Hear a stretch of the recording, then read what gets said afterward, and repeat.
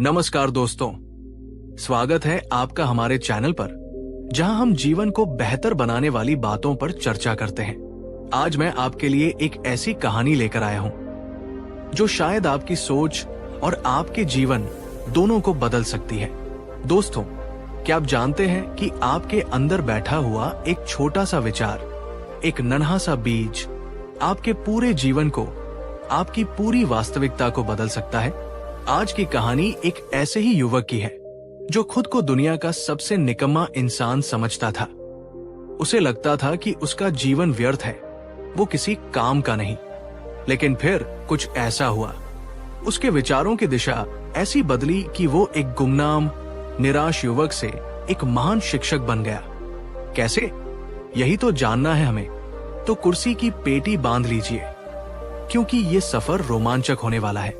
और हाँ, अगर आप भी अपनी सोच को बदलकर जीवन बदलना चाहते हैं तो इस वीडियो को अंत तक जरूर देखिएगा।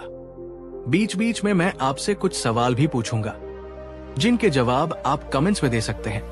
कहानी शुरू होती है।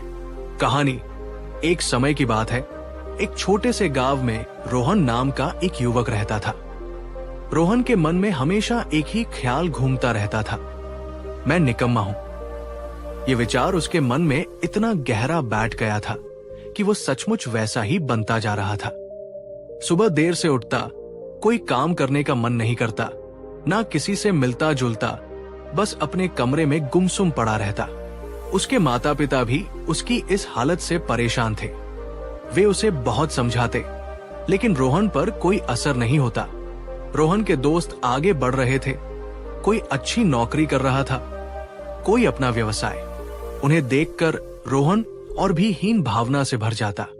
वो सोचता, देखो सब कितने सफल हैं और मैं तो एक बोझ हूं इस धरती पर। ये सोच उसे अंदर ही अंदर खाए जा रही थी। वो अवसरों को देखता भी तो ये सोचकर पीछे हट जाता कि ये मेरे बस का नहीं है। दोस्तों, क्या आपके साथ कभी ऐसा हुआ है कि किसी काम को शुरू करने से पहले ही आपने हार मान ली हो, सिर्फ इसलिए क्योंकि आपको लगा कि आप उसे नहीं कर पाएंगे? कमेंट करके बताइएगा। रोहन का जीवन एक ही धर्रे पर चल रहा था, निराशा, आत्मग्लानि और अकेलापन। उसे लगता था कि उसका भविष्य अंधकारमय है। वो अक्सर गांव के बाहर एक पुराने विशाल बरगद के पेड़ के नीचे जाकर बैठ जाता और घंटों आसमान को ताकता रहता। उसके मन में विचारों का तूफान चलता रहता और हर विचार उसे और निकम्मा होने का एहसास कराता। एक दिन जब वो उसी बरगद के नीचे बैठा अपनी किस्मत को कोस रहा था, वहां से एक वृद्ध भिक्षु गुजर रहे थे। उन्होंने रोहन की उदासी और निराशा को भांप लिया। वे धीरे से रोहन के पास आए और उसके बगल में बैठ गए। भिक्षु ने शांत स्वर में पूछा, वत्स, इतने परेशान क्यों हो? तुम्हारे चेहरे पर इतनी निराशा क्यों है? रोहन ने पहले तो उन्हें नजरअंदाज करने की कोशिश की, लेकिन भिक्षु की आंखों में एक अजीब सी शांति और करुणा थी। रोहन अपने आंसू रोक नहीं पाया। उसने अपनी सारी व्यथा, अपने सारे नकारात्मक विचार, अपनी सारी हीन भावना उस भिक्षु के सामने उगल दी। उसने बताया कि कैसे वो खुद को निकम्मा समझता है और कैसे उसका जीवन व्यर्थ है। भिक्षु ने धैर्यपूर्वक उसकी सारी बातें सुनी। जब रोहन चुप हुआ तो भिक्षु मुस्कुराए और बोले, वत्स, तुम्हारी समस्या बाहर नहीं, तुम्हारे भीतर है। तुम जो सोचते हो वही बनते हो। अगर तुम खुद को निकम्मा समझोगे तो तुम्हारा मस्तिष्क और तुम्हारा शरीर उसी तरह प्रतिक्रिया करेंगे। तुम्हारे कर्म भी वैसे ही होंगे और अंततः तुम वही बन जाओगे जो तुम अपने बारे में सोचते हो। रोहन को यह बात कुछ समझ नहीं आई।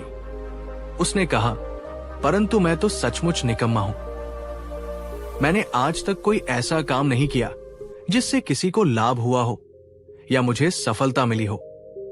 भिक्षु ने कहा, ऐसा इसलिए क्योंकि तुमने कभी खुद को उस योग्य समझा ही नहीं।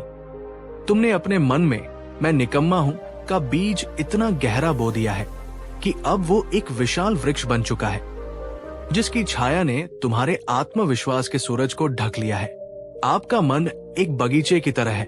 आप इसमें सकारात्मक विचार बोएंगे तो सकारात्मक फल मिलेंगे, नकारात्मक विचार बोएंगे तो नकारात्मक। दोस्तों, कितनी गहरी बात कही है भिक्षु ने। क्या आप इस बात से सहमत हैं? आपका मन सचमुच एक बगीचे की तरह है। आप उसमें जो बोएंगे वही तो काटेंगे। अगर ये बात आपको समझ आ रही है तो वीडियो को एक लाइक तो बनता है। रोहन ने पूछा, तो मैं क्या करूं? मैं इस नकारात्मक सोच से कैसे बाहर निकलूं? भिक्षु ने कहा, तुम्हें अपने विचारों की दिशा बदलनी होगी। ये एक दिन में नहीं होगा, इसमें समय लगेगा, धैर्य लगेगा। सबसे पहले अपने बारे में नकारात्मक बोलना बंद करो। जब भी मन में मैं निकम्मा हूं जैसा विचार आए, उसे तुरंत रोको और उसकी जगह एक सकारात्मक विचार लाओ। कहो, मैं सीख रहा हूं, मैं प्रयास कर रहा हूं, मैं सक्षम हूं। उन्होंने आगे कहा, छोटे छोटे लक्ष्य बनाओ और उन्हें पूरा करने की कोशिश करो। जब तुम एक छोटा सा लक्ष्य भी पूरा करोगे तो तुम्हें आत्मविश्वास मिलेगा। वो आत्मविश्वास तुम्हें और बड़े लक्ष्य की ओर प्रेरित करेगा। भिक्षु ने रोहन को ध्यान और सकारात्मक चिंतन की कुछ सरल तकनीकें भी सिखाई। उन्होंने कहा, प्रतिदिन कुछ समय शांत बैठकर अपने विचारों को देखो, उन्हें बिना किसी लागल पेट के देखो। तुम पाओगे कि अधिकतर नकारात्मक विचार निराधार होते हैं। उन्हें चुनौती दो, उनसे पूछो, क्या ये सच है? क्या इसका कोई प्रमाण है? रोहन के लिए ये सब नया था, लेकिन उसके मन में एक आशा की किरण जागी थी। उसे लगा कि शायद वो बदल सकता है। भिक्षु कुछ दिन गांव में रुके और प्रतिदिन रोहन से मिलते रहे, उसे मार्गदर्शन देते रहे। धीरे धीरे रोहन ने भिक्षु की बातों पर अमल करना शुरू किया। ये आसान नहीं था। पुरानी आदतें और नकारात्मक विचार बार बार उसे पीछे खींचते थे। कई बार वो निराश भी हुआ, लेकिन भिक्षु के शब्द उसके कानों में गूंजते रहते, जो तुम सोचते हो वही तुम बनते हो। उसने सबसे पहले अपने कमरे को साफ करने का लक्ष्य रखा। कई दिनों से अस्त व्यस्त पड़ा कमरा जब साफ हुआ तो रोहन को एक अजीब सी शांति और खुशी महसूस हुई। ये एक छोटी सी जीत थी, लेकिन इसने उसके आत्मविश्वास को थोड़ा बढ़ाया। फिर उसने सुबह जल्दी उठना शुरू किया। गांव के कामों में अपने माता पिता का हाथ बंटाना शुरू किया। जब लोग उसके छोटे छोटे कामों की भी प्रशंसा करते तो उसे अच्छा लगता। वो समझने लगा कि वो निकम्मा नहीं है, बस उसने खुद को वैसा मान लिया था। दोस्तों, यहाँ एक छोटा सा सवाल आपसे, आपकी सबसे बड़ी नकारात्मक सोच कौन सी है जिसे आप बदलना चाहते हैं? हिम्मत करके कमेंट सेक्शन में हमारे साथ शेयर कीजिए। याद रखिए, स्वीकार करना बदलाव की पहली सीढ़ी है। और हाँ, अगर कहानी आपको प्रेरित कर रही है तो इसे अपने दोस्तों के साथ शेयर करना न भूलें। हो सकता है किसी और को भी इससे मदद मिले। रोहन ने महसूस किया कि जब वो सकारात्मक सोचने की कोशिश करता है तो उसके आसपास की चीजें भी सकारात्मक होने लगती हैं। उसने किताबें पढ़ना शुरू किया, नई चीजें सीखना शुरू किया। पहले जो काम उसे पहाड़ जैसे लगते थे, अब वे उसे करने योग्य लगने लगे। उसने पाया कि उसे बच्चों को कहानियां सुनाना और उन्हें पढ़ाना अच्छा लगता है। गांव के बच्चे भी उससे घुल मिल गए थे। वो उन्हें नई नई बातें बताता, खेल खेल में सिखाता। बच्चे उससे बहुत स्नेह करने लगे। धीरे धीरे रोहन के व्यवहार में एक अद्भुत परिवर्तन आया। उसके चेहरे पर निराशा की जगह आत्मविश्वास और शांति झलकने लगी थी।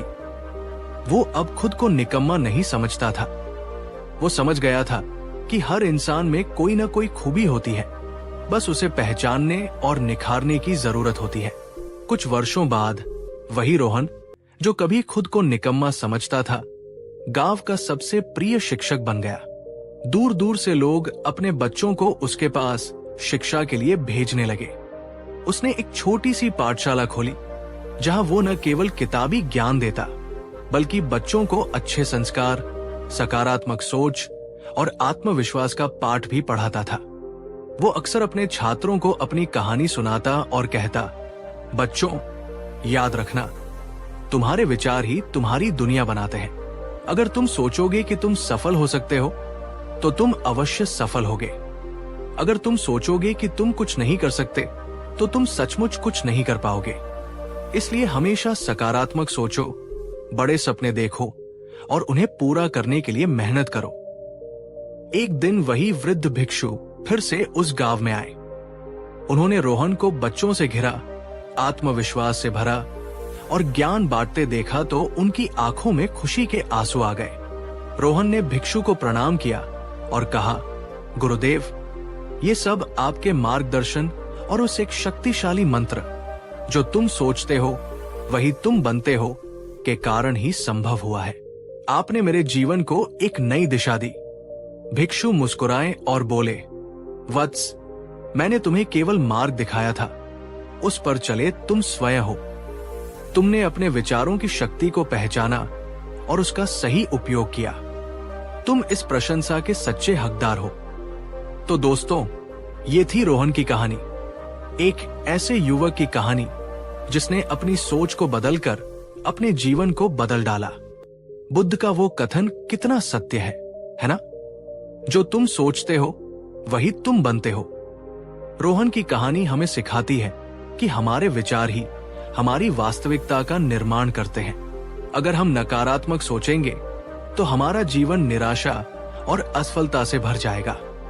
लेकिन अगर हम सकारात्मक सोचेंगे, खुद पर विश्वास करेंगे, तो कोई भी लक्ष्य ऐसा नहीं जिसे हम हासिल न कर सके। नकारात्मक विचारों को पहचानें और उन्हें चुनौती दें। उनकी जगह सकारात्मक विचारों को स्थापित करें।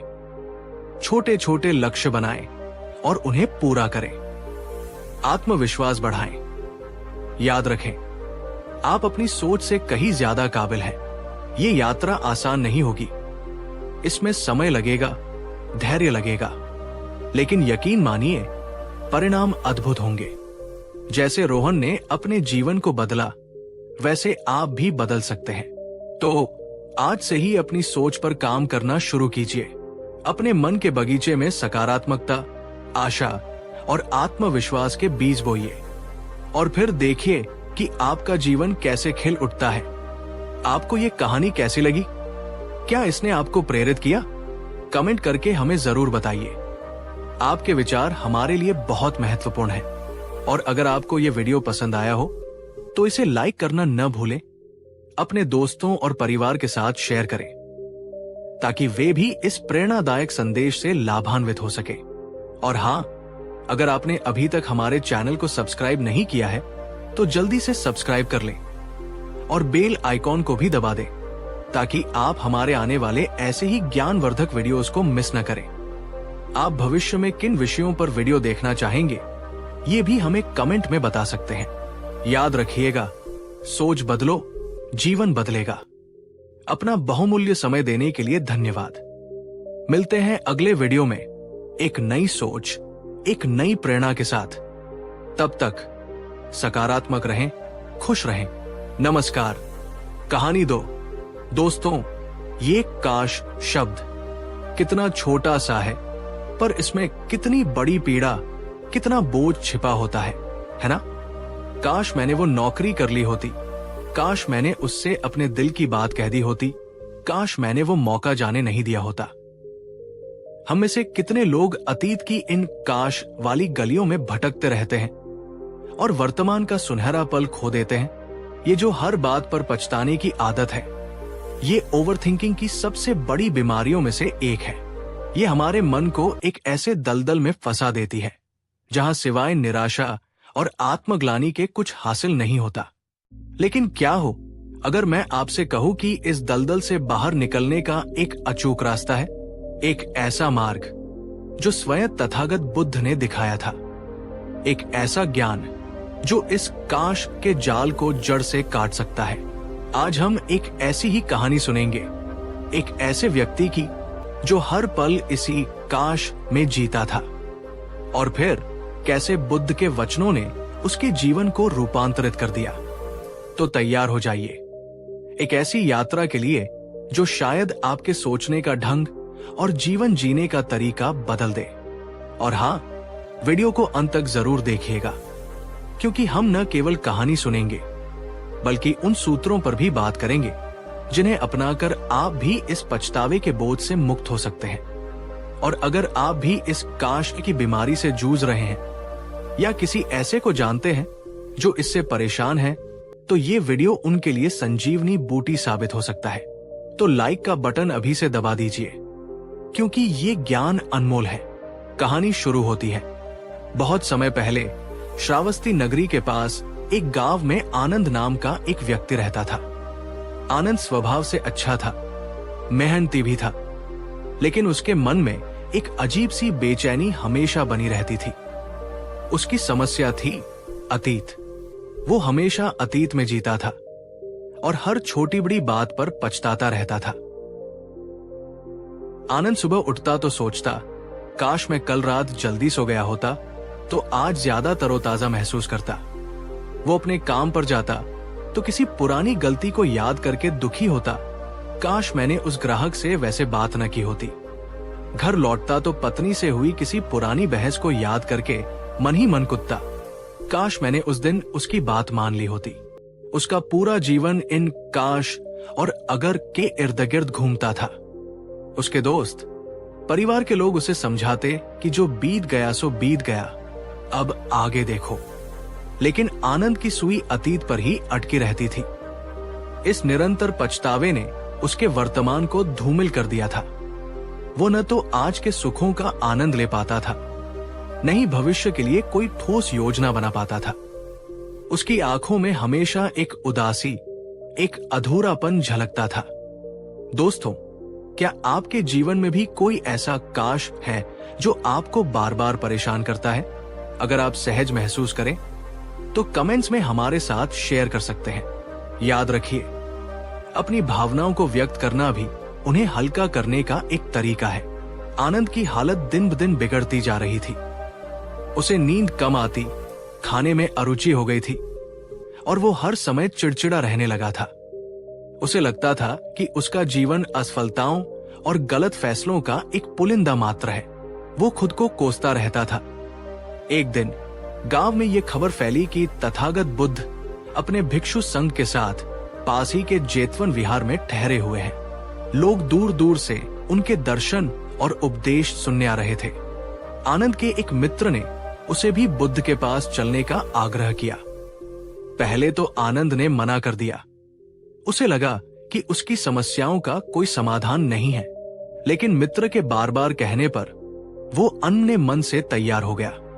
जब आनंद जेतवन विहार पहुंचा तो वहां का वातावरण देखकर वो चकित रह गया। चारों ओर एक अद्भुत शांति थी। बुद्ध एक वृक्ष के नीचे शांत भाव से बैठे थे और उनके मुख पर एक दिव्य तेज था। उनकी वाणी में अमृत बरस रहा था। उपदेश समाप्त होने के बाद आनंद ने साहस जुटाकर बुद्ध के समक्ष अपनी व्यथा रखने का निश्चय किया। वो उनके चरणों में बैठ गया और रोते हुए बोला, हे भगवान, मैं बहुत दुखी हूं। मेरा मन हमेशा अतीत की बातों में उलझा रहता है। मैं हर पल यही सोचता रहता हूं कि काश मैंने ऐसा किया होता, काश मैंने वैसा न किया होता। इस पछतावे ने मेरा जीवन नरक बना दिया है। कृपा करके मेरा मार्गदर्शन करें। बुद्ध ने आनंद की ओर करुणा दृष्टि से देखा। उनके चेहरे पर एक हल्की सी मुस्कान थी। उन्होंने बड़े ही शांत और मधुर स्वर में कहा, आनंद, उठो, तुम्हारी पीड़ा मैं समझ सकता हूं। ये काश का रोग बहुतों को सताता है। अतीत जा चुका है, भविष्य अभी आया नहीं। तुम्हारे पास केवल वर्तमान क्षण है जीने के लिए। बुद्ध ने आगे कहा, वत्स, तुम उस तीरंदाज की तरह हो जो पहला तीर निशाने से चूक जाने पर दूसरा तीर चलाने के बजाय पहले तीर के चूकने का शोक मनाता रहता है। बताओ, क्या ऐसा करने से उसका निशाना लग जाएगा? आनंद ने न में सिर हिलाया। बुद्ध बोले, ठीक इसी प्रकार अतीत में जो हो चुका वो हो चुका, उसे बदला नहीं जा सकता। उस पर पछताने से केवल तुम्हारे वर्तमान का अमूल्य समय और तुम्हारी मानसिक ऊर्जा नष्ट होती है। ये ऐसा है जैसे तुम एक मरी हुई गाय का दूध दुहने की कोशिश कर रहे हो। क्या तुम्हें दूध मिलेगा? आनंद की आंखों से आंसू बह रहे थे, लेकिन बुद्ध के शब्दों में उसे एक अजीब सा सुकून मिल रहा था। दोस्तों, बुद्ध के ये शब्द कितने गहरे हैं। हम अक्सर अतीत की गलतियों का बोझ ढोते रहते हैं। ये भूल जाते हैं कि वो बोझ हमारे वर्तमान को कुचल रहा है। अगर आपको ये बात समझ में आ रही है और दिल को छू रही है, तो इस वीडियो को अपने उन दोस्तों के साथ जरूर शेयर कीजिएगा जो शायद इसी तरह के पछतावे से गुजर रहे हों। आपका एक शेयर किसी की जिंदगी बदल सकता है। आनंद ने पूछा, भगवन, तो मैं क्या करूं? इस पछतावे से कैसे मुक्ति पाऊं? ये विचार बार बार मेरे मन में क्यों आते हैं? बुद्ध ने समझाया, वत्स, इसके कई कारण हैं। पहला, अज्ञानता। हम ये नहीं समझ पाते कि जीवन परिवर्तनशील है, परिस्थितियां बदलती हैं, लोग बदलते हैं और हमारे निर्णय उस समय की समझ और परिस्थितियों के अनुसार होते हैं। दूसरा, अहंकार। हम स्वीकार नहीं कर पाते कि हमसे गलती हो सकती है। हम खुद को दोषमुक्त साबित करना चाहते हैं और जब ऐसा नहीं होता तो पछताते हैं। तीसरा, आसक्ति। हम परिणामों से बहुत ज्यादा आसक्त हो जाते हैं। जब परिणाम हमारी अपेक्षा के अनुसार नहीं होते तो हम निराश होते हैं और सोचते हैं, काश ऐसा होता। बुद्ध ने आगे कहा, पछतावे से मुक्ति का मार्ग है जागरूकता और स्वीकृति। जागरूकता का अर्थ है अपने विचारों के प्रति सजग होना। जब भी तुम्हारे मन में काश का विचार आए, उसे देखो, उसे पहचानो, पर उसमें बहो मत। जैसे तुम नदी के किनारे बैठकर बहते पानी को देखते हो, वैसे ही अपने विचारों को देखो। तुम पाओगे कि ये विचार आते हैं और चले जाते हैं, अगर तुम उन्हें पकड़कर न रखो। और स्वीकृति का अर्थ है जो हो चुका उसे स्वीकार कर लेना, पूरी तरह, बिना किसी किंतु परंतु के।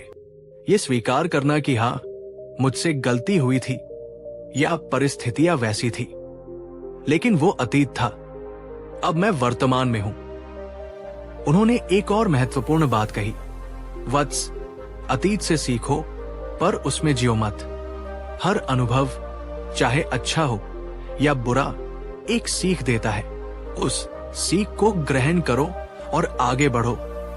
अपनी गलतियों को सीधी बनाओ, बोझ नहीं।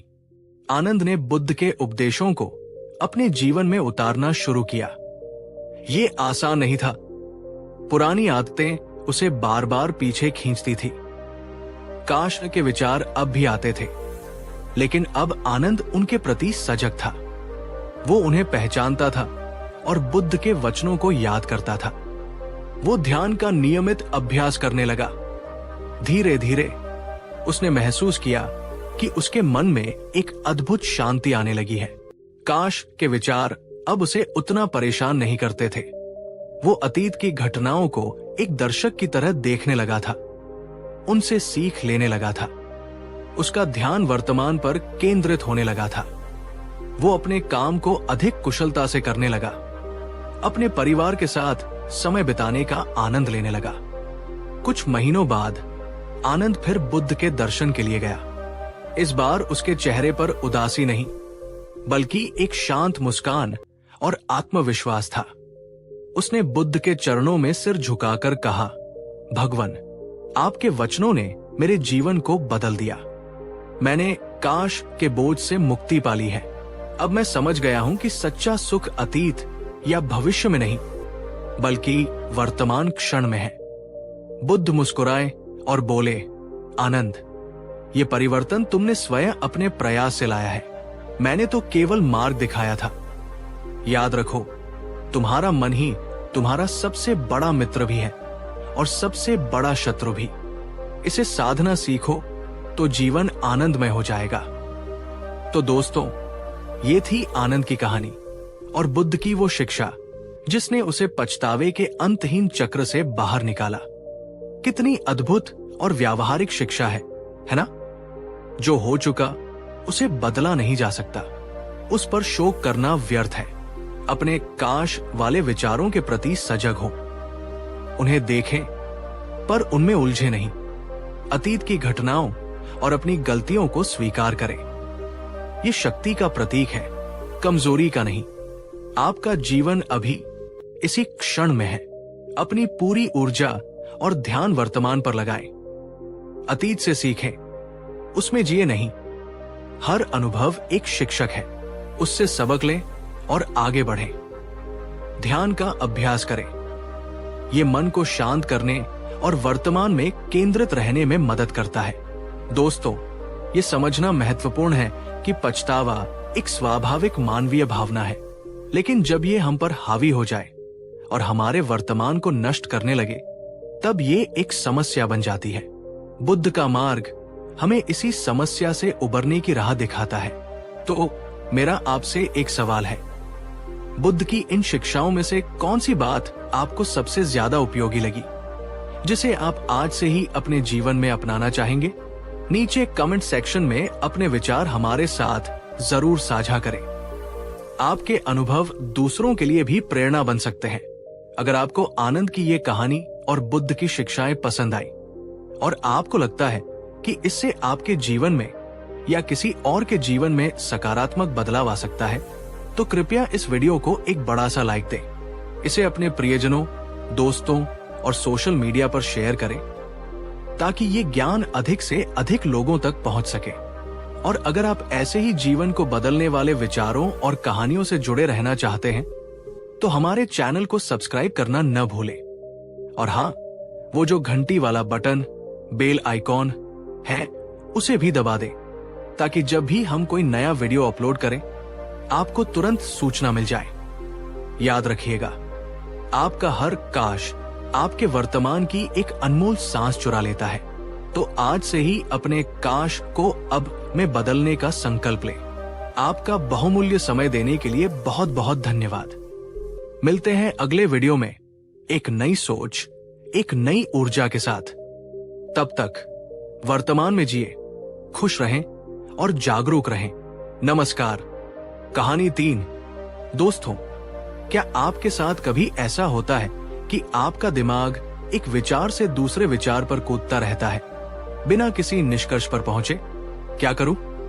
कैसे करूं? अगर ऐसा हुआ तो क्या होगा? अगर वैसा हुआ तो क्या होगा? ये सवाल आपके मन में एक अंतहीन चक्रव्यूह बना देते हैं। अगर हाँ, तो आप अकेले नहीं हैं। आज की भागदौड़ भरी जिंदगी में ओवरथिंकिंग यानी बहुत ज्यादा सोचना एक आम समस्या बन गई है। ये हमारे मन की शांति छीन लेती है, हमारी निर्णय लेने की क्षमता को पंगु बना देती है और हमारा जीवन मानो ठहर सा जाता है। लेकिन क्या आप जानते हैं, इस समस्या का समाधान हजारों साल पहले एक महान ज्ञानी ने दिया था।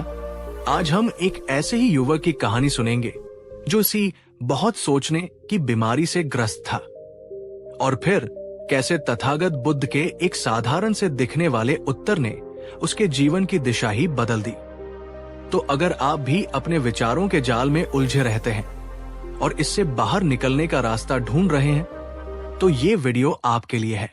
इसे अंत तक जरूर देखिएगा, क्योंकि इसमें छिपे सूत्र आपकी जिंदगी को भी एक नई दिशा दे सकते हैं।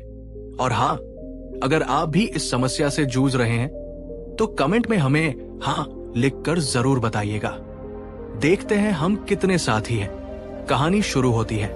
प्राचीन भारत के एक समृद्ध नगर में विमर्श नाम का एक युवक रहता था। विमर्श बुद्धिमान था, उसके पास सब सुख सुविधाएं थी, लेकिन उसके मन में शांति नहीं थी। उसका मन हमेशा विचारों के बवंडर में फंसा रहता था। कोई भी छोटा सा काम करने से पहले, कोई भी निर्णय लेने से पहले वो घंटों सोचता रहता, क्या मुझे ये व्यापार शुरू करना चाहिए?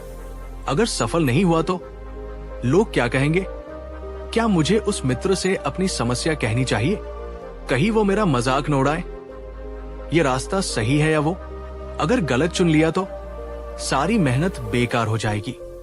वो हर संभावना, हर परिणाम, हर छोटी बड़ी बात का विश्लेषण करता रहता। अगर ऐसा हुआ तो, लेकिन वैसा हुआ तो, इन अगरमगर ने उसके जीवन को मानो जकड़ लिया था। वो कोई भी काम शुरू नहीं कर पाता था, क्योंकि शुरू करने से पहले ही वो उसके संभावित नकारात्मक परिणामों से डर जाता था। उसकी ऊर्जा सोचने में ही इतनी खर्च हो जाती थी कि कर्म करने के लिए कुछ बचता ही नहीं था। उसके माता पिता, मित्र सब उसकी इस आदत से परेशान थे। वे उसे समझाते, विमर्श, इतना मत सोचो, बस कर डालो। लेकिन विमर्श के लिए यह कहना जितना आसान था, करना उतना ही मुश्किल। उसका दिमाग एक अनियंत्रित घोड़े की तरह था, जो उसे कभी इधर तो कभी उधर भटकाता रहता था। दोस्तों, क्या आपको भी कभी ऐसा महसूस होता है कि आपका दिमाग आपके नियंत्रण में नहीं है, कि विचार आप पर हावी हो रहे हैं? अगर हाँ, तो इस वीडियो को एक लाइक तो बनता है, क्योंकि आज हम इस घोड़े को साधना सीखने वाले हैं। विमर्श की हालत ये हो गई थी कि वो रात को सो भी नहीं पाता था। जैसे ही वो आंखें बंद करता, विचारों का तूफान उसे घेर लेता। उसकी सेहत गिरने लगी, उसके चेहरे की चमक फीकी पड़ने लगी। वो हर समय थकात का और चिड़चिड़ा रहने लगा। उसे लगने लगा था कि उसका जीवन व्यर्थ है, वो कुछ भी करने में सक्षम नहीं है। एक दिन विमर्श ने सुना कि तथागत बुद्ध अपनी ज्ञान यात्रा के दौरान उनके नगर के पास एक आम्रवन में ठहरे हुए हैं। बुद्ध की ख्याति दूर दूर तक फैली हुई थी। लोगों का कहना था कि उनके पास हर समस्या का समाधान है। उनकी वाणी में शांति और करुणा है। विमर्श के मन में एक क्षीण सी आशा जागी। क्या बुद्ध मेरी इस समस्या का समाधान कर सकते हैं? वो कई दिनों तक इसी उधेड़बुन में रहा, जाऊं या न जाऊं, क्या फायदा होगा, कहीं मेरा समय व्यर्थ न हो जाए। अंततः अपनी निराशा के चरम पर उसने बुद्ध से मिलने का निश्चय किया। जब विमर्श बुद्ध के समक्ष पहुंचा, तो वहां के शांत और पवित्र वातावरण को देखकर ही उसे कुछ अच्छा महसूस हुआ। बुद्ध ध्यानस्थ बैठे थे। उनके मुखमंडल पर अद्भुत तेज और असीम शांति थी।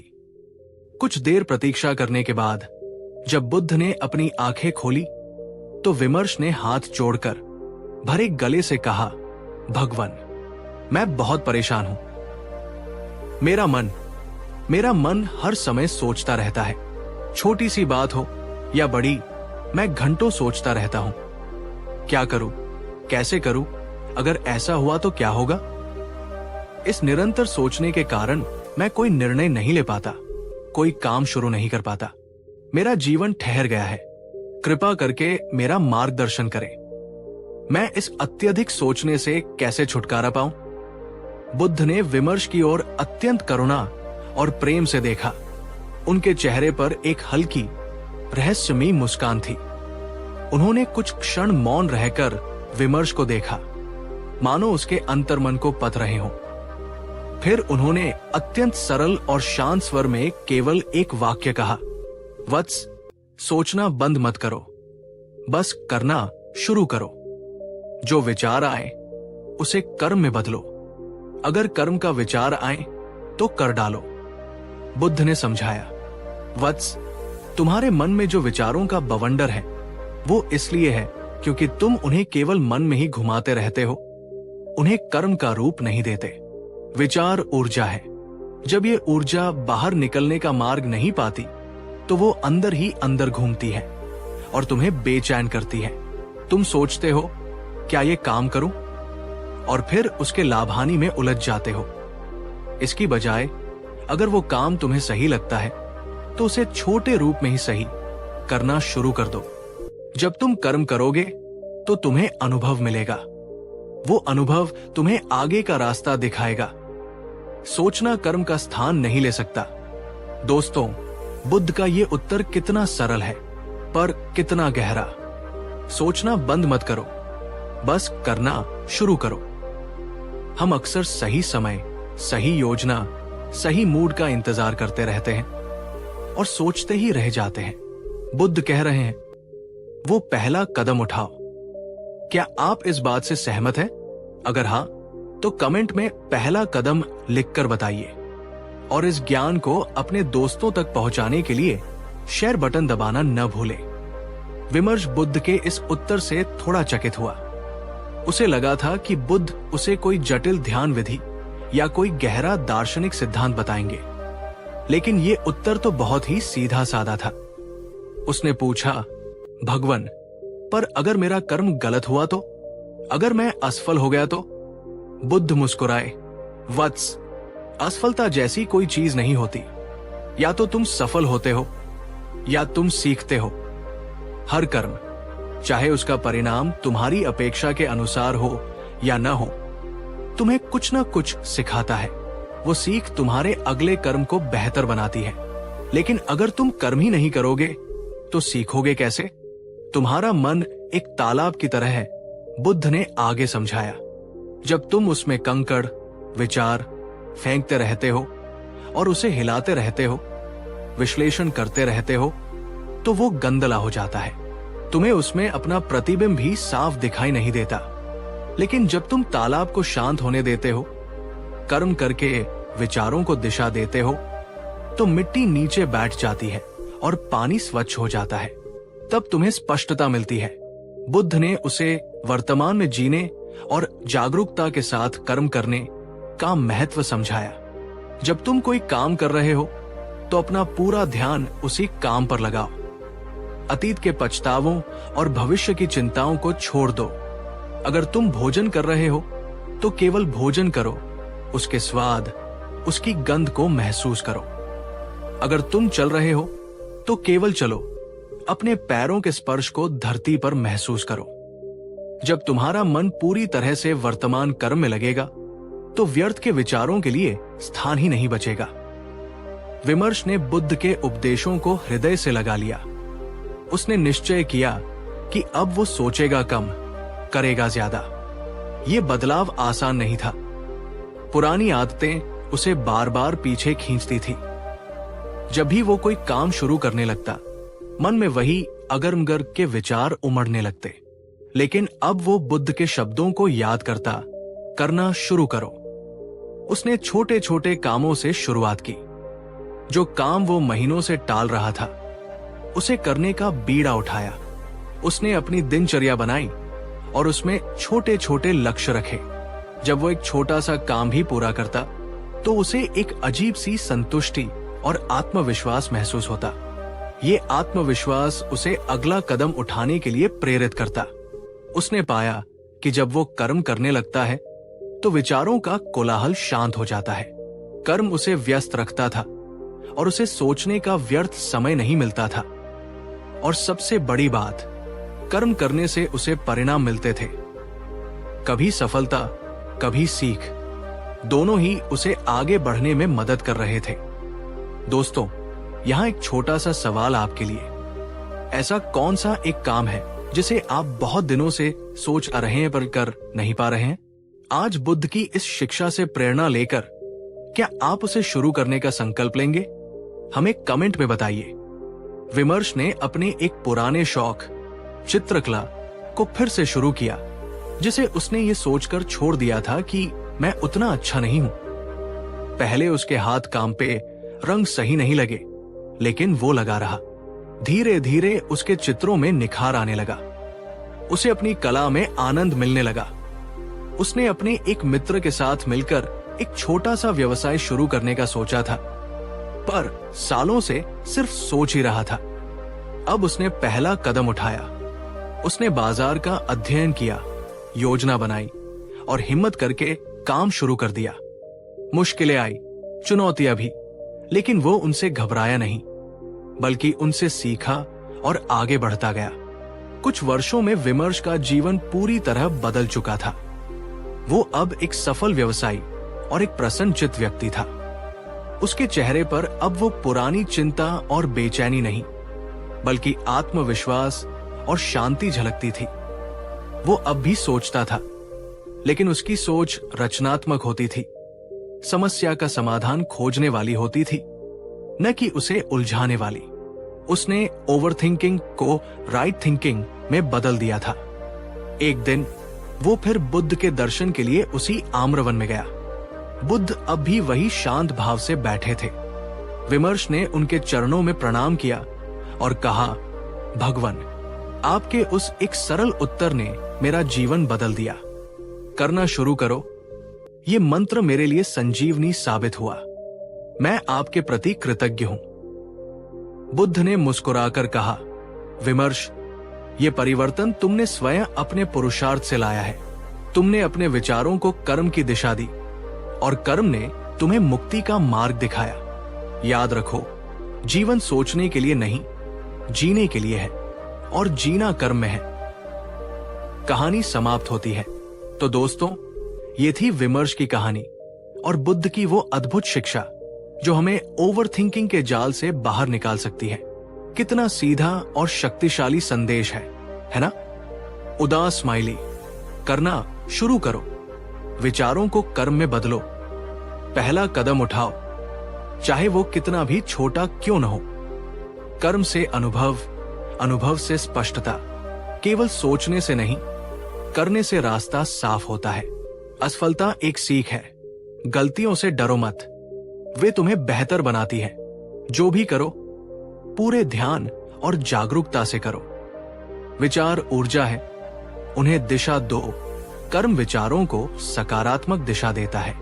हमारा मन एक शक्तिशाली उपकरण है, लेकिन अगर इसे सही दिशा न दी जाए तो ये हमें ही उलझा सकता है। बुद्ध हमें सिखाते हैं कि विचारों के चक्रव्यूह को तोड़ने का सबसे अच्छा तरीका है कर्म के मैदान में उतरना। तो अगली बार जब आपका मन क्या करूं, कैसे करूं के जाल में फंसे, तो बुद्ध के इन शब्दों को याद कीजिएगा। एक गहरी सांस लीजिए और बस वो पहला कदम उठा लीजिए। आप पाएंगे कि जैसे ही आप कर्म करना शुरू करते हैं, विचारों का कोलाहल अपने आप शांत होने लगता है। आपको विमर्श की ये कहानी और बुद्ध की ये शिक्षा कैसी लगी? क्या आप इसे अपने जीवन में उतारने का प्रयास करेंगे? अपने विचार और अनुभव हमारे साथ नीचे कमेंट सेक्शन में जरूर साझा करें। हमें आपके कमेंट्स पढ़कर बहुत अच्छा लगता है।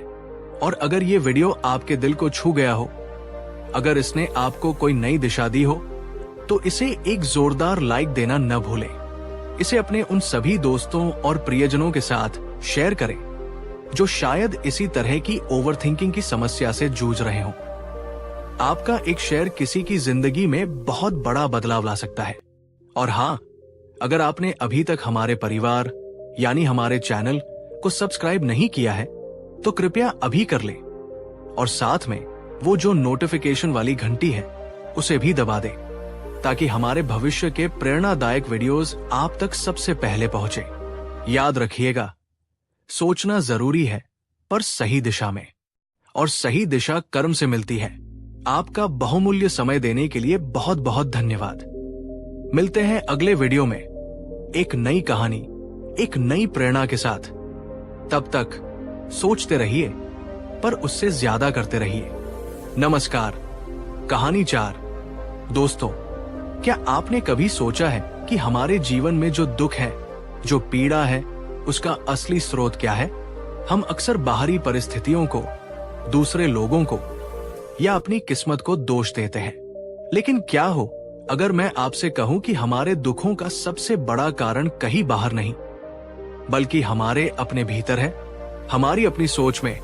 आज हम एक ऐसी ही कहानी और बुद्ध के एक ऐसे गहन उपदेश पर चर्चा करेंगे जो हमारे दुख के मूल पर प्रहार करता है। एक साधक ने बुद्ध से पूछा, मुझे दुख क्यों होता है? और बुद्ध का उत्तर था, क्योंकि तुम हर चीज पर सोचते हो और जो सोचते हो उसे ही सच मान लेते हो। ये बात सुनने में थोड़ी अजीब लग सकती है ना? कि हमारी सोच ही हमारे दुख का कारण है। लेकिन आज हम इसी गुत्थी को सुलझाएंगे। तो बने रहिए हमारे साथ अंत तक, क्योंकि ये चर्चा आपके जीवन को देखने का नजरिया बदल सकती है और शायद आपको दुखों से मुक्ति का मार्ग भी दिखा सकती है। और हाँ, अगर आप भी कभी कभी अपने विचारों के जाल में फंसकर दुखी महसूस करते हैं, तो ये वीडियो खास आपके लिए है। तो अभी से इस वीडियो को एक लाइक कर दीजिए, क्योंकि ये ज्ञान किसी खजाने से कम नहीं। कहानी शुरू होती है। बहुत समय पहले ज्ञान की खोज में निकला एक साधक था, जिसका नाम था मेधावी। मेधावी अत्यंत बुद्धिमान था। उसने अनेक शास्त्रों का अध्ययन किया था, कई गुरुओं से ज्ञान प्राप्त किया था और वो कठोर तपस्या भी करता था। लेकिन इन सब के बावजूद उसके मन में एक गहरी अशांति थी। एक अनसुलझा प्रश्न था, मुझे दुख क्यों होता है? वो देखता था कि जीवन में थोड़ी सी खुशी आती है तो उसके पीछे पीछे दुख भी चला आता है। कोई प्रिय वस्तु मिलती है तो उसके खोने का डर सताने लगता है। कोई रिश्ता बनता है तो उसमें अनबन और बिछोह की पीड़ा भी छिपी होती है। वो हर घटना, हर अनुभव पर गहराई से सोचता, उसका विश्लेषण करता और अंततः इस निष्कर्ष पर पहुंचता कि दुख जीवन का अभिन्न अंग है। ये सोच उसे और भी दुखी कर देती थी। वो सोचता, अगर दुखी सत्य है तो इस जीवन का क्या अर्थ, इस साधना का क्या प्रयोजन। उसके मन में अनगिनत विचार उठते और हर विचार उसे और अधिक उलझा देता। उसे लगता था कि वो ज्ञान के महासागर में डूब रहा है, पर प्यासा का प्यासा है। दोस्तों, क्या आपके मन में भी कभी ऐसे गहरे सवाल उठे हैं, जीवन के अर्थ को लेकर, सुख दुख के रहस्य को लेकर? अगर हाँ, तो कमेंट में हमें बताइए कि कौन सा सवाल आपको सबसे ज्यादा परेशान करता है। शायद हम सब मिलकर कुछ जवाब ढूंढ पाए। मेधावी ने तथागत बुद्ध की कीर्ति सुनी थी। उसने सुना था कि बुद्ध ने दुख के कारण और उसके निवारण का मार्ग खोज लिया है। एक दिन वो अपनी सारी शंकाओं और प्रश्नों को लेकर बुद्ध के पास पहुंचा। उस समय बुद्ध वैनुवन में अपने भिक्षु संघ के साथ विराजमान थे। मेधावी ने बुद्ध को प्रणाम किया और अपने मन की व्यथा उनके समक्ष रखी। उसने कहा, भगवन, मैंने अनेक वर्षों तक ज्ञान की खोज की है, कठोर साधना की है, परंतु मेरे मन को शांति नहीं मिली। मुझे हर पल ये प्रश्न सताता है कि मुझे दुख क्यों होता है, इस संसार में इतना दुख क्यों है। कृपा करके मेरे इस संशय का निवारण करें। बुद्ध ने मेधावी की ओर अत्यंत करुणा और प्रज्ञा भरी दृष्टि से देखा। उनके चेहरे पर वही चिरपरिचित शांत मुस्कान थी। उन्होंने धीमे पर स्पष्ट स्वर में कहा, मेधावी, तुम पूछते हो कि तुम्हें दुख क्यों होता है।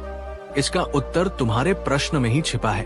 तुम्हें दुख इसलिए होता है क्योंकि तुम हर चीज पर सोचते हो, और जो सोचते हो उसे ही अंतिम सत्य मान लेते हो। मेधावी इस उत्तर से चकित रह गया। उसे ये बात समझ नहीं आई। उसने कहा, भगवन, सोचना तो मनुष्य का स्वभाव है।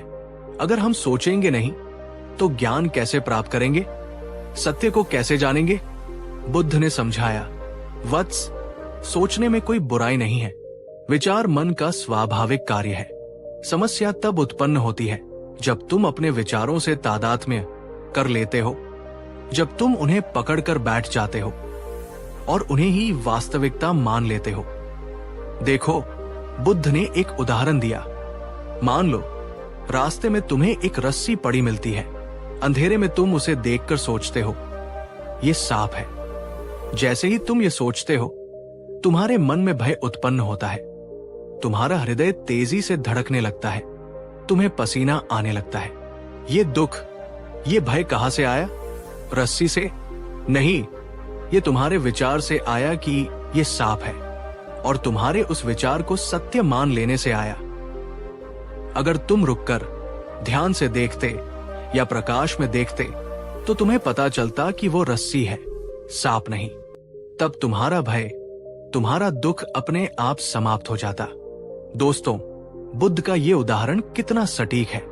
हम कितनी ही बार अपने जीवन में रस्सी को सांप समझकर डरते रहते हैं, दुखी होते रहते हैं। हमारी गलत धारणाएं, हमारी अधूरी जानकारी और हमारी नकारात्मक सोच हमें बेवजह परेशान करती है।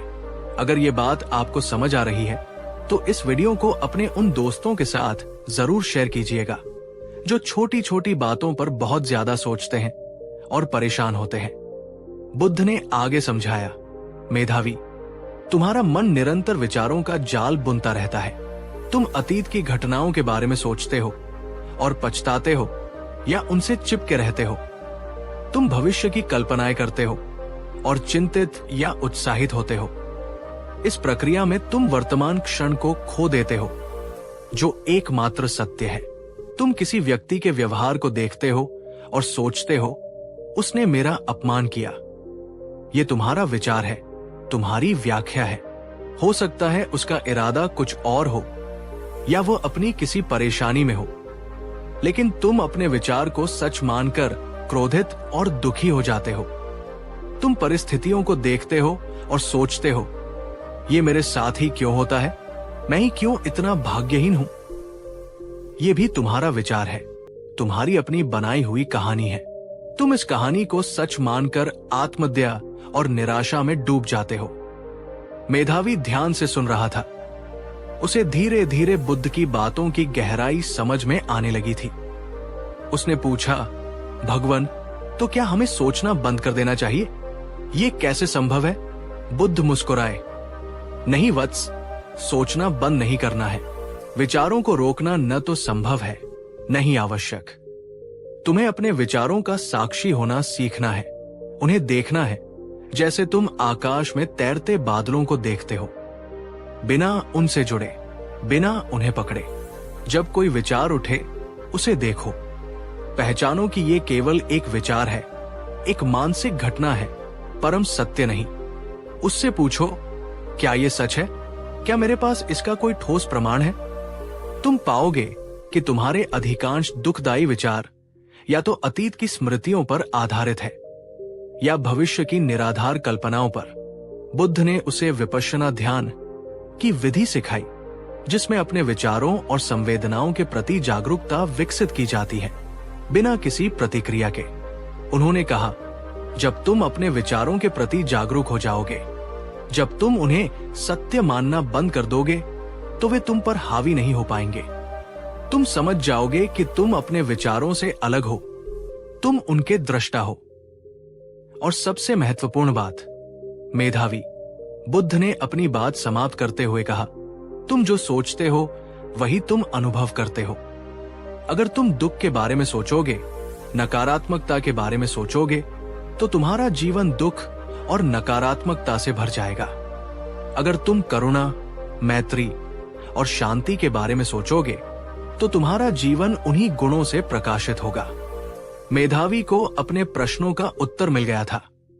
उसे समझ आ गया था कि उसका दुख बाहरी परिस्थितियों के कारण उतना नहीं था, जितना उसकी अपनी सोच और विचारों को सच मान लेने की आदत के कारण था।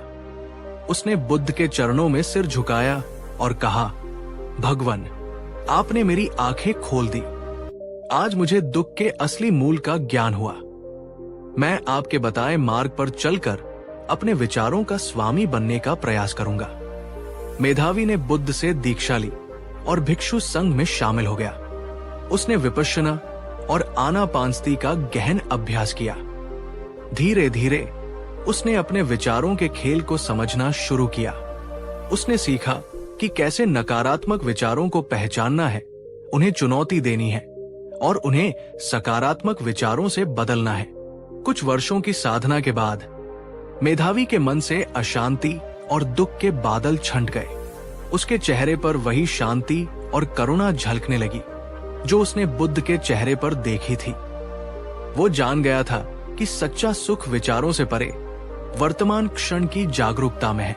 तो दोस्तों, ये थी साधक मेधावी की कहानी और बुद्ध की वो गहन शिक्षा जो हमें बताती है कि हमारे दुख का मूल हमारी अपनी सोच में छिपा है। तुम सोचते हो इसलिए दुखी हो, और जो सोचते हो उसे सच मान लेते हो। तो मेरा आपसे एक सवाल है, आज की इस चर्चा के बाद आप अपने किस एक नकारात्मक विचार पैटर्न को बदलने का संकल्प लेंगे? वो कौन सा विचार है जिसे आप अब सच मानना बंद करेंगे? हिम्मत करके नीचे कमेंट सेक्शन में हमारे साथ साझा करें। आपकी जागरूकता दूसरों को भी प्रेरित कर सकती है। अगर आपको मेधावी की ये कहानी और बुद्ध की ये शिक्षा गहराई से समझ आई हो और आपको लगता है कि ये आपके या किसी और के जीवन में सकारात्मक परिवर्तन ला सकती है, तो कृपया इस वीडियो को एक दिल से लाइक करें। इसे अपने सभी प्रियजनों, मित्रों और सोशल मीडिया पर शेयर करें, क्योंकि ये ज्ञान वास्तव में जीवन बदलने वाला है।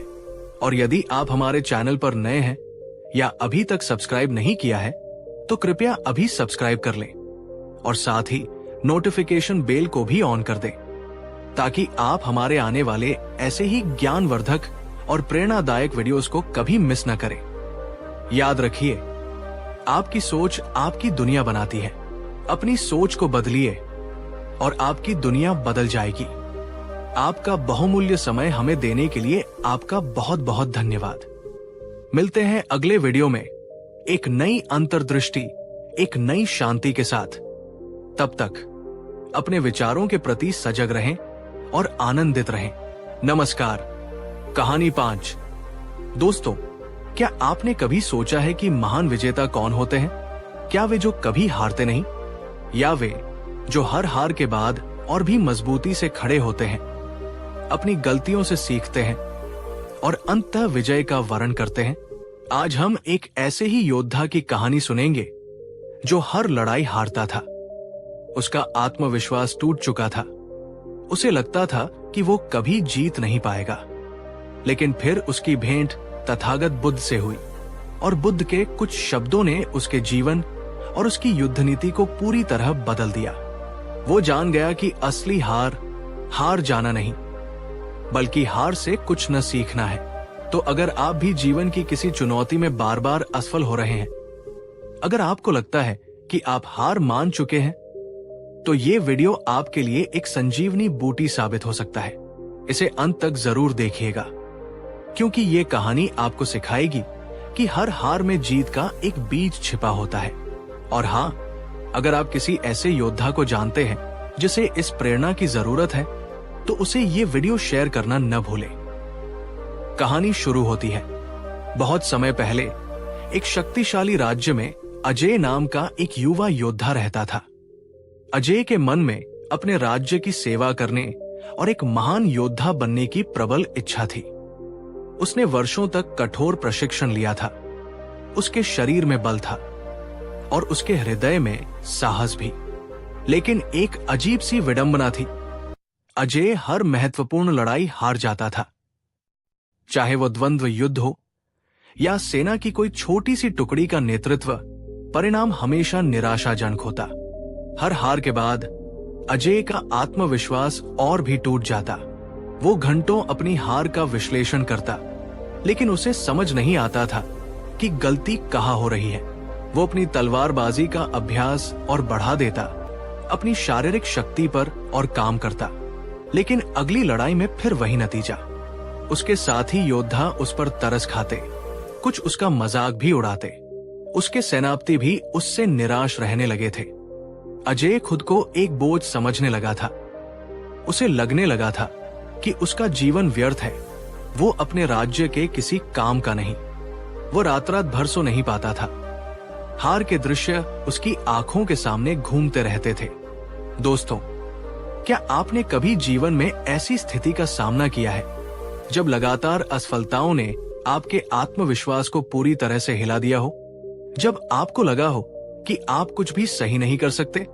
अपनी भावनाओं को अगर आप सहज हो तो कमेंट्स में हमारे साथ साझा कीजिएगा। याद रखिए, अपनी कमजोरियों को स्वीकार करना ही उन्हें ताकत में बदलने का पहला कदम है। अजय इतना निराश हो गया कि उसने युद्ध क्षेत्र छोड़ने और एक साधारण जीवन जीने का मन बना लिया। वो अपनी तलवार और ढाल को एक कोने में रखकर उदास मन से जंगल की ओर निकल पड़ा, बिना किसी लक्ष्य के। घूमते घूमते वो एक शांत वनस्थली में पहुंचा, जहां उसने देखा कि कुछ भिक्षु शांतिपूर्वक ध्यान में लीन हैं और उनके मध्य में एक दिव्य आभा से युक्त व्यक्तित्व विराजमान है। वे तथागत बुद्ध थे, जो अपने संग के साथ वहां विश्राम कर रहे थे। अजय ने बुद्ध के बारे में सुना था। उनकी प्रज्ञा और करुणा की गाथाएं दूर दूर तक प्रसिद्ध थी। उसके मन में एक क्षीण सी आशा जागी। वो बुद्ध के समीप गया और उनके चरणों में गिर पड़ा। रोते हुए उसने अपनी सारी व्यथा कह सुनाई। भगवान, मैं एक अभागा योद्धा हूं। मैंने अपने जीवन का हर क्षण एक कुशल योद्धा बनने में लगाया, परंतु मैं हर युद्ध हार जाता हूं। मैंने हर संभव प्रयास किया, पर सफलता मुझसे कोसों दूर है। मेरा आत्मविश्वास टूट चुका है। मुझे समझ नहीं आता कि मैं क्या करूं। क्या मुझे युद्ध छोड़ देना चाहिए? क्या मुझ में कोई ऐसी कमी है जो कभी दूर नहीं हो सकती? बुद्ध ने अजय की ओर अत्यंत शांति और करुणा से देखा। उनके नेत्रों में असीम समझ थी। उन्होंने कोमल स्वर में कहा, उठो वीर योद्धा, तुम्हारी आंखों में साहस की चमक अब भी शेष है, भले ही वो निराशा के बादलों से ढकी हो।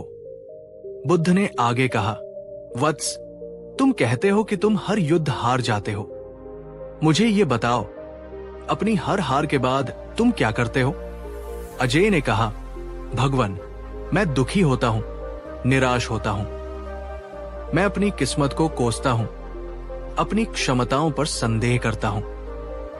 मैं और अधिक शारीरिक अभ्यास करता हूं, ये सोचकर कि शायद मुझ में बल की कमी है। बुद्ध मुस्कुराए, और क्या तुम अपनी हार के असली कारणों को खोजने का प्रयास करते हो? क्या तुम ये समझने की कोशिश करते हो कि तुम्हारे प्रतिद्वंद्वी ने ऐसी कौन सी रणनीति अपनाई जो तुमसे बेहतर थी? क्या तुम अपनी योजनाओं की कमियों का निष्पक्ष विश्लेषण करते हो? अजय चुप रहा। उसे एहसास हुआ कि वो अपनी हार से इतना अभिभूत हो जाता था कि वो कभी भी ठंडे दिमाग से उसका विश्लेषण नहीं कर पाया था। वो केवल अपनी भावनाओं और निराशा में डूब जाता था। बुद्ध ने कहा, योद्धा वही नहीं जो कभी गिरता नहीं, योद्धा वह है जो हर बार गिरकर उठता है और पहले से अधिक बुद्धिमानी और दृढ़ता के साथ उठता है। तुम्हारी हार तुम्हारी सबसे बड़ी शिक्षक हो सकती है यदि तुम उससे सीखने को तैयार हो। दोस्तों, ये कितनी महत्वपूर्ण बात है। हम अक्सर अपनी असफलताओं को एक पूर्ण विराम मान लेते हैं, जबकि वे अल्प विराम होनी चाहिए। एक मौका रुककर सोचने, सीखने और फिर से शुरुआत करने का। अगर आपको ये बात दिल को छू गई हो तो इस वीडियो को एक लाइक जरूर करें और इसे उन लोगों तक पहुंचाएं जिन्हें इसकी सबसे ज्यादा जरूरत है। बुद्ध ने अजय को समझाया, युद्ध केवल शारीरिक बल से नहीं जीता जाता वत्स, युद्ध मन, बुद्धि और रणनीति का भी खेल है।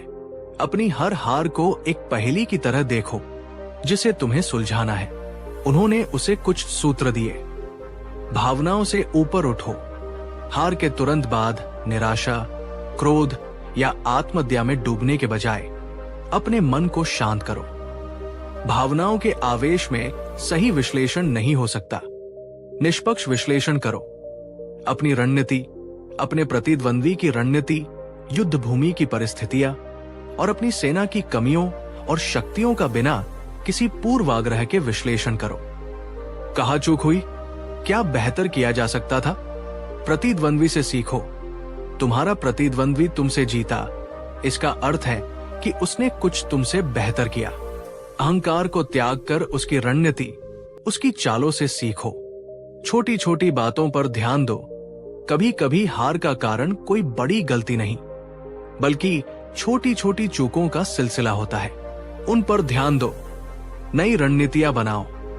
पुरानी असफल रणनीतियों को दोहराने के बजाय अपनी सीख के आधार पर नई और बेहतर रणनीतियां विकसित करो। प्रयोग करने से डरो मत। धैर्य रखो। सीखना और सुधार करना एक सतत प्रक्रिया है। रातों रात सफलता नहीं मिलती। धैर्य के साथ प्रयास करते रहो। जागरूकता का अभ्यास करो। युद्ध के मैदान में भी अपने मन को शांत और केंद्रित रखो। हर क्षण के प्रति जागरूक रहो ताकि तुम सही समय पर सही निर्णय ले सको। बुद्ध ने अजय को आनापानसती ध्यान, श्वास पर ध्यान भी सिखाया ताकि वो अपने मन को शांत और केंद्रित करना सीख सके, खासकर तनावपूर्ण परिस्थितियों में। अजय ने बुद्ध के वचनों को अपने हृदय में बसा लिया। उसे लगा जैसे किसी ने उसके अंदर एक नया दीपक जला दिया हो। उसे अपनी पिछली हारें अब बोझ नहीं, बल्कि सीखने के अवसर नजर आने लगी थी। उसने बुद्ध को वचन दिया कि वो उनके बताए मार्ग पर चलेगा। वो वापस अपने राज्य लौटा। इस बार उसके मन में निराशा नहीं, बल्कि एक नया संकल्प था। उसने अपने सेनापति से एक और अवसर मांगा। अगली लड़ाई से पहले अजय ने अपनी पिछली हारों का गहराई से विश्लेषण किया। उसने अपने प्रतिद्वंद्वियों की रणनीतियों का अध्ययन किया। उसने अपनी सेना के साथ मिलकर नई योजनाएं बनाई। युद्ध के मैदान में उसने बुद्ध के सिखाए अनुसार अपने मन को शांत और जागरूक रखा। वो लड़ाई भी आसान नहीं थी। कई बार ऐसा लगा कि वो फिर हार जाएगा, लेकिन इस बार वो घबराया नहीं। उसने हर चुनौती का सामना किया, अपनी गलतियों से तुरंत सीखा और अपनी रणनीति में बदलाव किया। और अंततः वर्षों की निरंतर पराजय के बाद अजय ने अपनी पहली महत्वपूर्ण लड़ाई जीती। ये जीत छोटी थी, लेकिन इसने अजय के आत्मविश्वास को लौटा दिया। लेकिन इससे भी महत्वपूर्ण बात यह थी कि वो समझ गया था कि जीतना उतना महत्वपूर्ण नहीं है जितना हर अनुभव से सीखना। इसके बाद अजय ने कई और लड़ाइयां लड़ी। वो हमेशा नहीं जीता, लेकिन हर हार के बाद वो और भी मजबूत और बुद्धिमान बनकर उभरता। उसने अपनी हारों को अपनी सबसे बड़ी ताकत बना लिया था। धीरे धीरे वो राज्य का सबसे सम्मानित और सफल योद्धा बन गया। लोग उसे अब उसकी हारों के लिए नहीं, बल्कि उसकी सीखने की क्षमता और कभी हार न मानने वाले जज्बे के लिए जानते थे। एक दिन वर्षों बाद, जब वो एक महान सेनानायक बन चुका था, वो फिर बुद्ध से मिलने गया। उसने बुद्ध के चरणों में अपनी तलवार रखते हुए कहा, भगवान, आपने मुझे केवल युद्ध जीतना नहीं सिखाया, आपने मुझे जीवन जीना सिखाया। आपने सिखाया कि हर हार में एक अवसर छिपा होता है। मैं आपका ऋणी हूं। बुद्ध मुस्कुराए और बोले, अजय, ये विजय तुम्हारी अपनी है, तुम्हारे सीखने के संकल्प की है। याद रखो, जीवन का सबसे बड़ा युद्ध स्वयं से है, अपनी कमजोरियों से है। जो इस युद्ध में हार से सीखकर आगे बढ़ता है, वही सच्चा विजेता है। तो दोस्तों, ये थी योद्धा अजय की कहानी और बुद्ध की वो अमूल्य शिक्षा कि हार अंत नहीं, बल्कि एक नई शुरुआत हो सकती है अगर हम उससे सीखने को तैयार हों। जो हार से नहीं सीखता, वो कभी जीत नहीं सकता। हार को स्वीकारें, पर उससे निराश न हो। अपनी हार का निष्पक्ष विश्लेषण करें। क्या गलत हुआ? अपनी गलतियों और प्रतिद्वंद्वी की रणनीतियों से सीखें। अपनी भावनाओं पर नियंत्रण रखें और मन को शांत रखें। नई और बेहतर रणनीतियां विकसित करें। धैर्य रखें और निरंतर प्रयास करते रहें। जागरूकता का अभ्यास करें। याद रखें, हर हार जीत की ओर एक कदम हो सकती है। जीवन में हम सभी को कभी न कभी असफलताओं का सामना करना पड़ता है, चाहे वो पढ़ाई में हो, करियर में हो, रिश्तों में हो या किसी व्यक्तिगत लक्ष्य में। महत्वपूर्ण ये नहीं है कि हम कितनी बार गिरते हैं, बल्कि ये है कि हम कितनी बार उठते हैं और अपनी गलतियों से क्या सीखते हैं। तो मेरा आपसे एक सवाल है, आपकी हाल की किसी असफलता या हार से आपने सबसे महत्वपूर्ण सबक क्या सीखा है? उसे नीचे कमेंट सेक्शन में हमारे साथ साझा करें। आपके अनुभव दूसरों के लिए भी प्रेरणा का स्रोत बन सकते हैं। अगर आपको योद्धा अजय की ये कहानी और बुद्ध की ये शिक्षा प्रेरणादायक लगी हो और आपको लगता है कि ये आपके या किसी और के जीवन में सकारात्मक बदलाव ला सकती है, तो कृपया इस वीडियो को एक जोरदार लाइक दें। इसे अपने सभी दोस्तों, परिवारजनों और सोशल मीडिया पर शेयर करें, खासकर उनके साथ जिन्हें इस समय थोड़ी प्रेरणा और हौसले की जरूरत है। और यदि आप हमारे चैनल पर नए हैं या अभी तक सब्सक्राइब नहीं किया है, तो कृपया अभी सब्सक्राइब कर लें और साथ ही नोटिफिकेशन बेल को भी ऑन कर दें, ताकि आप हमारे आने वाले ऐसे ही जीवन बदलने वाले वीडियोस को कभी मिस न करें। याद रखिएगा, असली योद्धा वो नहीं जो कभी हारता नहीं, बल्कि वो है जो हर हार से सीखकर और भी मजबूती से वापसी करता है। आपका बहुमूल्य समय हमें देने के लिए आपका बहुत बहुत धन्यवाद। मिलते हैं अगले वीडियो में एक नई कहानी, एक नई शक्ति के साथ। तब तक सीखते रहिए और आगे बढ़ते रहिए। नमस्कार।